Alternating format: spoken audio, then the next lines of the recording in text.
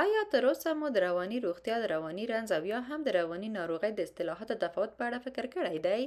کیدای شي په دې برخه کې کارېدونکي اصطلاحات مبهم وي. کله چې د رواني ستونزو او رواني روغتیا اصطلاحات کاروو، هیڅوک په سمه توګه نه پوهیږي چې زموږ اصلي موخه څه ده. د کره ژبې کارونه نه یوازې ده چې زموږ سره مرسته کوي چې اغېزمنې لارښوونې ترسره کړو، بلکې زموږ سره د تعصب په کمولو کې هم مرسته کوي. موږ داسې وسایل لرو چې د رواني روغتیا په اړه د خبرو کولو یو ګډ لیدلوري ته ورسیږو. موږ غواړو چې هغه د یو هرم په توګه په پام کې ونیسو. ټول د دې هرم په یوه برخه کې موقعیت لري چې ډیری خلک یې په لاندنۍ برخه کې دي او لږ شمېر کسان یې په پورتنۍ برخه کې دي.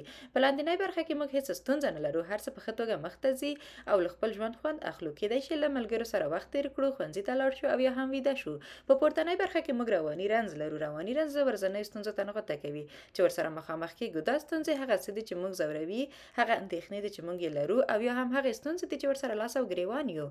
د بیلګې په توګه کیدای شي موږ یو پریزنټیشن ولرو، ممکن له یو ملګري سره مو لانجه شوې وي او یا هم د موټر ټایر پنچر شوی وي. کله چې داسې یو څه پیښیږي، زموږ مغز یو سیګنال راکوي. همدا سیګنال استرس یا اضطراب ته ځواب ویلو په معنا دی.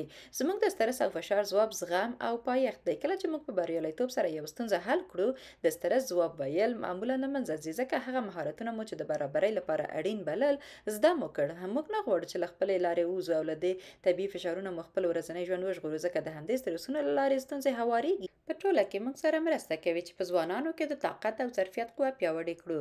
خو تر ډیره په ژوند کې او په خپل چاپیریال کې داسې ستونزې سره مخ کېږو چې ژر حل کېږي نه. دا ډول ستونزې ته موږ په اصطلاحي ډول د رواني روغتیا ستونزې وایو، چې په هرم کې دریمه کچه ده. او د رواني روغتیا ستونزې جدي پیښې دي، لکه د مور یا پلار مړینه، طلاق او یا هم له کافي سرچینو پرته یو بل نوي هېواد ته کډوالي.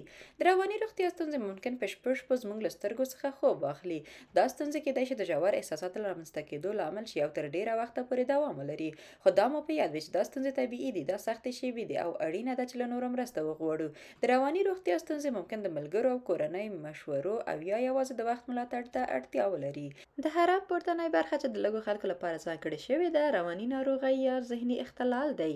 په دې کې کلینیکي یعنې درملنې پورې اړوند خپګان، اضطراب یا دوه اړخیز اختلال شامل دی. رواني اختلال له رواني روغتیایي ستونزو سره ډېر توپیر لري. دلته موږ د مغز په فعالیت کې بدلون وینو، یعنې د مغز عادي حالت له ګډوډۍ سره مخ دی.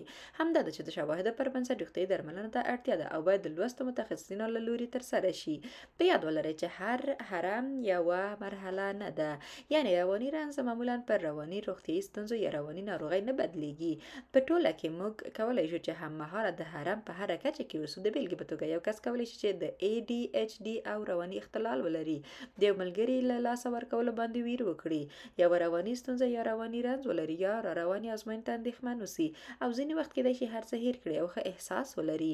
دا ټولې کټګورۍ یا د هرم برخې زموږ د ټولیزې رواني روغتیا برخې دي.